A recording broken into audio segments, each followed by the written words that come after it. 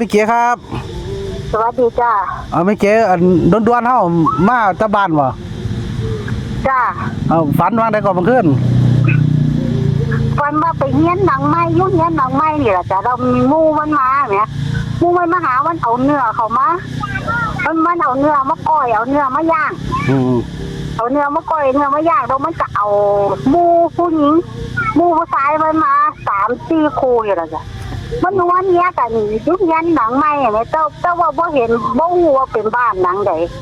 ส่งไปใหม่แต่บ่รู้แต่ว่าเป็นบ้านหนังไม้ออกไม่แต่ว่าบ่ฮู้บ่รู้ว่าเฮียนหลังใดนวลเนี้ยกันไหม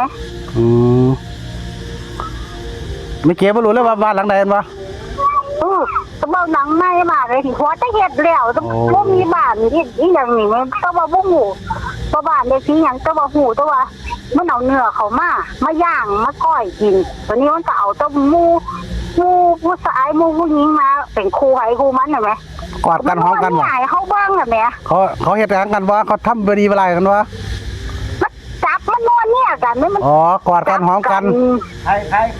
มันนวลเนี่ยหอมกันน่ะกอดกันครับอาจจะเป็น6446เนาะ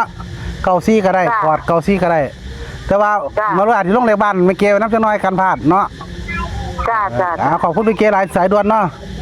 ครับผมครับเดี๋ยวพี่บ่ทันครับสวัสดีครับ